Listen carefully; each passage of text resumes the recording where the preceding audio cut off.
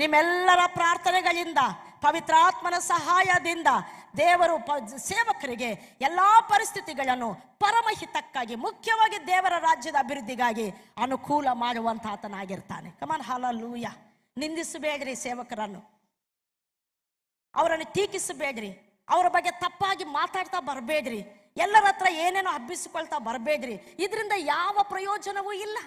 ಇನ್ನು ಕೇಡಾಗ್ತೈತೆ ದೇವರ ರಾಜ್ಯಕ್ಕೆ. ಕಮಾನ್ ಹಲ್ಲೆಲೂಯ. ಇನ್ನು ಕೇಡಾಗ್ತೈತೆ ದೇವರ ರಾಜ್ಯಕ್ಕೆ. ಬಟ್ ಅದೇ ನಿಮ್ಮ ಸೇವಕರಿಗಾಗಿ ನೀನು ಕರ್ತನ ಸಮ್ಮುಖದಲ್ಲಿ ಪ್ರಾರ್ಥಿಸಲಿಕ್ಕೆ ಪ್ರಾರಂಭಿಸಿದ್ರೆ ಪವಿತ್ರಾತ್ಮನವರನ್ನು ಬಲಪಡಿಸ್ತಾನೆ, ಪವಿತ್ರಾತ್ಮನವರನ್ನು ತಿದ್ದುತ್ತಾನೆ, ಪವಿತ್ರಾತ್ಮನವರನ್ನು ಕಟ್ಟುತ್ತಾನೆ. ದೇವರ ಆತ್ಮನ ಸಹಾಯ ಅವ್ರಿಗೆ ಉಂಟಾಗ್ತದೆ. ಅವರು ನಿಮ್ಮ ನಿರೀಕ್ಷೆಗೆ ಮೀರಿ ಸೇವೆಯಲ್ಲಿ ಪ್ರಬಲವಾಗಿ ಮತ್ತು ಅವರ ಅಭಿವೃದ್ಧಿ ಹೊಂದುವಂಥವರಾಗಿರ್ತಾರೆ. ಕಮಾನ್ ಹಲ್ಲೆಲೂಯ. ಯಾರ್ಯಾರು ಇವಾಗಿಂದ ತಪ್ಪದೆ ನನ್ನ ಸಭಾ ಪಾಲಕರಿಗಾಗಿ, ನಮ್ಮ ಸಭೆಯಲ್ಲಿ ಸೇವಕರು ಅನೇಕರಿದ್ದೇವೆ, ಅವರೆಲ್ಲರಿಗಾಗಿ ನಾನು ವಿಜ್ಞಾಪಿಸ್ತೇನೆ ಅಂತ ನೀವು ಹೇಳ್ತೀರಾ. ಎಲ್ಲ ಸಂಜೆ ಸ್ಕೂಲ್ ಮಕ್ಕಳು ನಿಮ್ಮ ಟೀಚರ್ಸ್ಗಾಗಿ ಪ್ರಾರ್ಥಿಸಬೇಕು. ಎಲ್ಲ ಯೌವನಸ್ಥರು ನಿಮ್ಮ ಯೂತ್ ಲೀಡರ್ಸ್ಗಾಗಿ ಪ್ರಾರ್ಥಿಸಬೇಕು. ಎಲ್ಲ ಸೆಲ್ ಗ್ರೂಪ್ ಸೇರಿರುವಂತಹ ವ್ಯಕ್ತಿಗಳು ನಿಮ್ಮ ಸೆಲ್ ಗ್ರೂಪ್ ಲೀಡರ್ಸ್ಗಾಗಿ ಪ್ರಾರ್ಥಿಸಬೇಕು.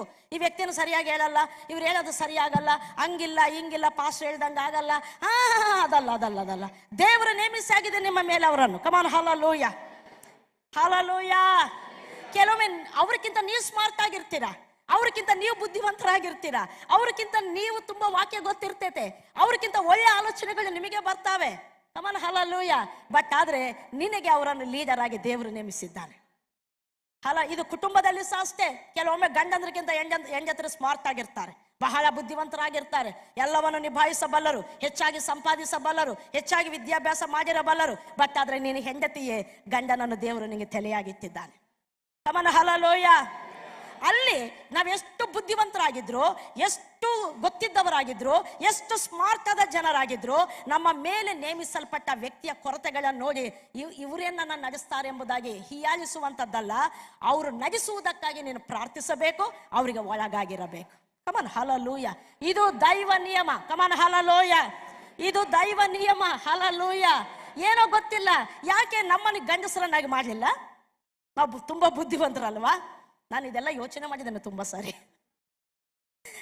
ನಮ್ಮ ಅತ್ತೆ ಹೇಳ್ತಾ ಇದ್ರು, ನಾನೇನಾದ್ರೂ ಗಂಡಸಾಗಿದ್ರೆ ಇವ್ರಂಗೆ ಮಾಡ್ತಿರ್ಲಿಲ್ಲ, ನಾನು ಹಂಗೆ ಮಾಡ್ತಿದ್ದೆ ಅಂತೇಳಿ. ನನಗೆ ಕೆಲವೊಮ್ಮೆ ಹಂಗೆ ನೆನಪಾಗ್ತಾ ಇರ್ತೈತೆ, ನಮ್ಮ ಅತ್ತೆ ಹೇಳಿದ್ರಲ್ಲ ಅಂತೇಳಿ. ಆದ್ರೆ ದೇವ್ರು ಹೇಳೋದೇನಂದ್ರೆ, ನೀನು ಹೆಂಡತಿಯೇ, ಹಲ್ಲೆಲೂಯ, ನೀನು ಹೆಣ್ಣೆ, ನಿನಗೆ ಎಷ್ಟು ಬುದ್ಧಿವಂತಿಕೆ ಇದ್ರು ಅವರಿಗೆ ಇದು ಸಹಾಯಕವಾಗಿ ನಿನಗೆ ಕೊಟ್ಟಿದ್ದೇನೆ ಹೊರತು ಅವ್ರ ಮೇಲೆ ಆಳ್ವಿಕೆ ಮಾಡ್ಲಿಕ್ಕೆ ನಿನಗೆ ಕೊಡ್ಲಿಲ್ಲ. ಕಮಾನ್ ಹಲ್ಲೆಲೂಯ. ಸಭೆಯವರು ನೀವೆಷ್ಟು ಸ್ಮಾರ್ಟ್ ಆಗಿದ್ರು, ಎಷ್ಟು ಬುದ್ಧಿವಂತರಾಗಿದ್ರು, ಅಥವಾ ಸೆಲ್ ಗ್ರೂಪ್ ಮಕ್ಕಳು ನೀವು ಎಷ್ಟು ಸ್ಮಾರ್ಟ್ ಆಗಿದ್ರು, ನಿಮ್ಮ ಲೀಡರ್ಗೆ ಏನು ಗೊತ್ತಿಲ್ಲದಿದ್ರು ಅವರಿಗೆ ಸಹಾಯಕವಾಗಿ ಇರುವುದಕ್ಕೆ ದೇವರು ನಿನಗೆ ಕೃಪೆಗಳನ್ನು ಕೊಟ್ಟಿದ್ದಾನೆ. ಅವ್ರಿಗೆ ಅಧೀನರಾಗಿದ್ದುಕೊಂಡು ಅವರಿಗಾಗಿ ಪ್ರಾರ್ಥಿಸ್ತಾ ಆ ಜೀವನದಲ್ಲಿ ನೀವು ಮುಂದೆ ಹೋಗತಕ್ಕದ್ದು. ಕಮಾನ್ ಹಲ್ಲೆಲೂಯ. ಅದು ನಿನಗೆ ಆಶೀರ್ವಾದ, ಅದು ಸೇವೆಯ ನಿಯಮ, ಸಭೆಯ ನಿಯಮ, ದೇವರ ನಿಯಮ. ಕಮಾನ್ ಹಲ್ಲೆಲೂಯ. ಕಮಾನ್ ಹಲ್ಲೆಲೂಯ. ನಾವು ಸಹಾಯಕರಷ್ಟೇ, ನಮ್ಮ ಲೀಡರ್ಸ್ ಅನ್ನು ದೇವರು ಇಟ್ಟಿದ್ದಾನೆ. ಅವರಲ್ಲಿ ಕೊರತೆಗಳು ಕಾಣ್ತಾವ, ಪ್ರಾರ್ಥಿಸು. ಎಲ್ಲರೂ ಹೇಳೋಣ, ಅವರಲ್ಲಿ ಕೊರತೆಗಳು ಕಂಡ್ರೆ ಏನ್ ಮಾಡ್ಬೇಕು? ಅವರಲ್ಲಿ ಕೊರತೆಗಳು ಕಂಡ್ರೆ ಏನ್ ಮಾಡ್ಬೇಕು? ಪೂಜಾ. ಹಲ್ಲೆಲೂಯ. ಅಕ್ಷಯ್ ಎಷ್ಟು ಕಲ್ತಿದ್ರು ಏನು ಮಾಡಿದ್ರು ಸಹ ಹುಡುಗಿಯರು ಯಾವತ್ತೂ ಸ್ಮಾರ್ಟ್ ಕಾಣ್ತಾರೆ. ಕಮಾನ್ ಹಲ್ಲೆಲೂಯ. ಅವ್ರ 10 ಸಾರಿ ಯೋಚನೆ ಮಾಡ್ತಾರೆ, 1 ಸಾರಿ ಆಲೋಚನೆ ಮಾಡ್ತೇವೆ. ಬಟ್ ಆದ್ರೂ ಸಹ ಅವ್ರಿಗೆ ಒಳಗಾಗಿರ್ಬೇಕು, ಅವರಿಗಾಗಿ ಪ್ರಾರ್ಥಿಸಬೇಕು. ಕಮಾನ್ ಹಲ್ಲೆಲೂಯ. ಅವರನ್ನು ಬಲಪಡಿಸಬೇಕು, ಅವರನ್ನು ಸಂತೈಸಬೇಕು, ಅವರಿಗೆ ನಾವೊಂದು ಸಪೋರ್ಟ್ ಆಗಿರ್ಬೇಕೆ ಹೊರತು ನಿಂಗೆ ಇಷ್ಟು ಸಹ ಗೊತ್ತಾಗಲ್ವಾ ಅಂತೇಳಿ ನಾನೇ ಮಾಡ್ತೇನೆ ಬಿಡು ಎಂಬುದಾಗಿ ನಾವು ಹೇಳಲಿಕ್ಕೆ ಇಲ್ಲ. ಕಮಾನ್ ಹಲ್ಲೆಲೂಯ. ಕಮಾನ್ ಹಲ್ಲೆಲೂಯ.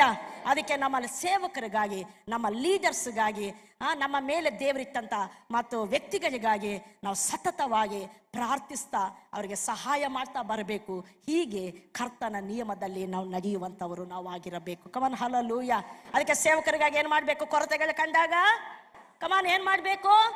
ಹೀಗೆ ಮಾಡಿದ್ರೆ ಒಳ್ಳೇದಿತ್ತು ಅಂತ ಅನಿಸ್ತೈತೆ, ಬಟ್ ಹೇಳಿಕ್ಕೂ ಆಗಲ್ಲ, ಬಿಡ್ಲಿಕ್ಕೂ ಆಗಲ್ಲ. ಆಗ ಪ್ರಾರ್ಥನೆ ಮಾತ್ರ ನಮ್ಮ ಸಹಾಯ. ಕಮಾನ್ ಹಲ್ಲೆಲೂಯ. ಕಮಾನ ಹಲ್ಲೆಲೂಯ. ಪ್ರಾರ್ಥನೆ ಮಾಡ್ರಿ, ಸ್ವಾಮಿ ಹೀಗೆ ನಮ್ಮ ಸೇವಕರು ಮಾಡಿದ್ರೆ ಚೆನ್ನಾಗಿತ್ತು, ನನಗೆ ಗೊತ್ತಿಲ್ಲಯ್ಯ, ನೀನೇ ನಡೆಸು. ದೇವರು ಖಂಡಿತ ನಡೆಸ್ತಾನೆ. ದೇವರು ನಿನ್ನ ಪ್ರಾರ್ಥನೆಯನ್ನು ಕೇಳ್ತಾನೆ. ಕಮಾನ ಹಲ್ಲೆಲೂಯ. ನೀವು ಪ್ರಾರ್ಥಿಸದಿದ್ರೆ ಏನೋ ಬೇಡಾದ ಸಂಗತಿಗಳು ನಡೆದು ಹೋಗುವಂತವಾಗಿರ್ತವೆ. ನೀವು ಪ್ರಾರ್ಥಿಸುವಂಥದ್ದು ನಿಮ್ಮ ಸೇವಕರನ್ನು ದೇವರ ಚಿತ್ತದಲ್ಲಿ ನಡೆಸುವಂಥದ್ದಾಗಿರ್ತದೆ. ನಿಮ್ಮ ಲೀಡರ್ಸ್ ಅನ್ನು ದೇವರ ಮಹಿಮೆಗಾಗಿ ಕರ್ತನ ಉಪಯೋಗಿಸುವಂತೆ ಮಾಡುವಂಥದ್ದಾಗಿರ್ತದೆ.